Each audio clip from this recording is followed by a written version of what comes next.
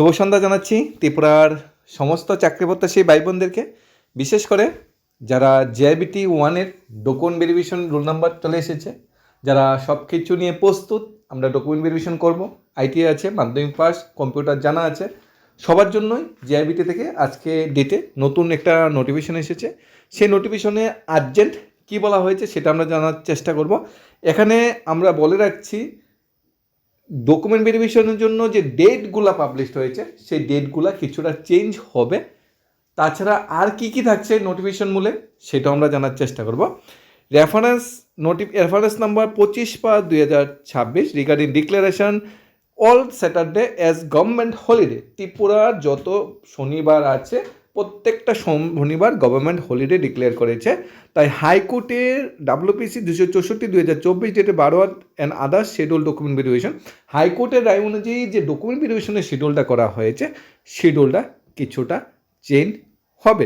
Remain unaffected unchange as the notice the document verification will continue 30/6/6/26 এবং 4/7/2000 like others date. এখানে কি বলা হয়েছে, 16/5/2026 ডেটে ডকুমেন্ট ভেরিফিকেশনের যে শিডিউলটা দেওয়া হয়েছে সেখানে বলা হয়েছিল 30/5/6/6/26 এবং 4/7 ডকুমেন্ট ভেরিফিকেশন হবে। সেই ডেটটি রাখা হয়েছিল। সবগুলা ডেট কিন্তু স্যাটারডে ছিল, সবগুলা ডেট স্যাটারডে ছিল। তাই জেআইবিটি বোর্ড কী সিদ্ধান্ত নিয়েছে, যেহেতু আগে থেকে ডেট পাবলিশড হয়ে গেছে, আগে থেকে ডেট ডিক্লেয়ার হয়ে গিয়েছে, তার উপর ভিত্তি করে 30 তারিখ যেটা শনিবার পড়েছে, 6 তারিখ যেটা ফার্স্ট স্যাটারডে, 20 তারিখ যেটা থার্ড স্যাটারডে পড়েছে, 4 তারিখ জুলাই যেটা জুলাই মাসের ফার্স্ট স্যাটারডে পড়েছে, ওইগুলো কিন্তু অফিস বন্ধ খোলা ছিল, ডকুমেন্টেশন ডেট দিয়ে দিয়েছে।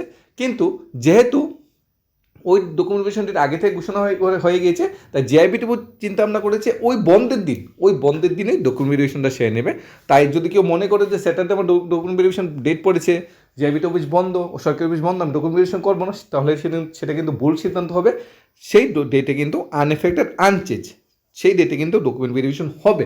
অর্থাৎ স্যাটারডে মানে অফিস, জেআইবিটি অফিস খোলা, জেআইবিটি অফিসে বর্তমানে প্রচুর পরিমাণ কাজ, জেআইবিটি 1 শেষ করতে হবে, জেআইবিটি 2 নোটিফিকেশন আনতে হবে, জেআইবিটি 1-এ যে ভুলগুলি করেছে, হাইকোর্টে যে ধাক্কাগুলি খেয়েছে, হাইকোর্ট থেকে তো সময় বেঁধে দিয়েছে, এতদিনের মধ্যে কমপ্লিট করতে হবে। জেআইবিটি যদি বলে যে শনিবারে বন্ধ, ডেট বাড়ানো হবে, তাহলে জেআইবিটি বলতে হাইকোর্টে আরেকটা ধাক্কা খাবে, সময় কমপ্লিট করতে হবে না। তাই জেআইবিটি চিন্তা করেছে না, বন্ধের দিনও আমাদের কাজ করতে হবে, বেশি করে কাজ করতে হবে, কারণ জেআইবিটি 1 আমাদের শেষ করতে হবে। আমরা গত 5-6 বছরে এত পরিমাণ বেশি কাজ করেছি, তারপরে জেআইবিটি 1 শেষ করতে পারছি না। তাই এবার রাত দিন এক করে বন্ধের দিনও কাজ করবো আমরা, যাতে জেআইবিটি 1 শেষ করা যায় এবং মাননীয় মন্ত্রিসভা যে সিদ্ধান্তগুলো নিয়েছিল জেআইবিটি 2 সেটা যাতে কার্যকর করা যায়। তাই স্যাটারডে বন্ধ, কিন্তু জেআইবিটি অফিস খোলা থাকবে, জেআইবিটি ডকুমেন্ট ভেরিফিকেশন করবে। এখন কথা হলো, যারা ডকুমেন্ট ভেরিফিকেশন ডেট পড়েছে, রোল নাম্বার পড়েছে, তাদের কিন্তু যাবতীয় ডকুমেন্টেশন কিন্তু নিয়ে যেতে হবে। অ্যাডমিট কার্ড, ফরগেট পাসওয়ার্ড দিয়ে অ্যাডমিট কার্ড বের করে নিতে পারবে, আধার কার্ড বা বার্থ সার্টিফিকেট বা মাধ্যমিক অ্যাডমিট কার্ড সেটা লাগবে। তাছাড়া অন্যান্য ডকুমেন্টগুলির সঙ্গে পিআরটিসি কিংবা আমাদের যে SC/ST সার্টিফিকেট সেটা অবশ্যই নিতে হবে।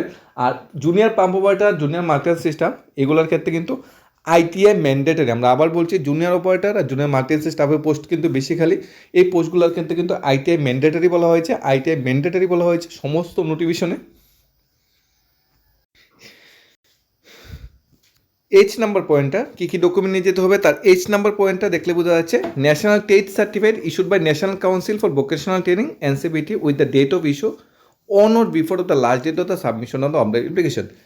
2022-23-24-26 আইটিআই করলে হবে না, 22/3/2021 যারা আইটিআই করেছে সেই আইটিআই সার্টিফিকেট লাগবে।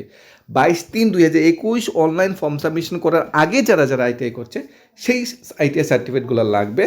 জুনিয়র অপারেটর পাম্প এবং জুনিয়র মাল্টিটাস্ক অপারেটর আনকমন, এই দুইটা পোস্টের জন্য আইটিআই লাগবে এবং 12/3/2021 আগের ডেটের আইটিআই লাগবে।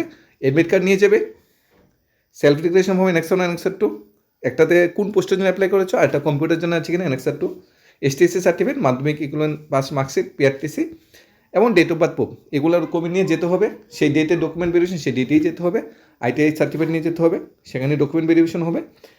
তাছাড়া এখানে টোকেন নাম্বার, যেটা বলা হয়েছে টোকেন নাম্বার, শুধুমাত্র 3/1/2017 আগে যারা যারা অ্যাপ্লাই করেছিল তাদেরই, এগ্রিকালচার অ্যাসিস্ট্যান্ট পোস্টে যারা যারা অ্যাপ্লাই করেছিল তারই টোকেন নাম্বার লাগবে, অরিজিনাল টোকেন নাম্বার লাগবে না। এক্স সার্ভিসমেন সার্টিফিকেট নিয়ে যেতে হবে, এসপোর্ট সার্টিফিকেট নিয়ে যেতে হবে, অ্যাডক টিচার যারা সেই সার্টিফিকেটগুলো নিয়ে যেতে হবে, আইডেন্টি কার্ড যে কোনো একটা নিয়ে যেতে হবে, প্যান, ভোটার এবং পাসপোর্ট আধার।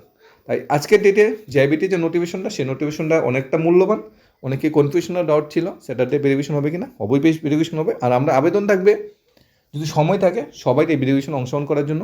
পোস্ট বাড়ার সম্ভাবনা খুবই কম, কারণ এটা কোর্টের রায়ে 430খানা পোস্ট যে খালি পড়েছিল, কোর্ট বলেছে 430খানা পোস্ট ফিল আপ করার জন্য।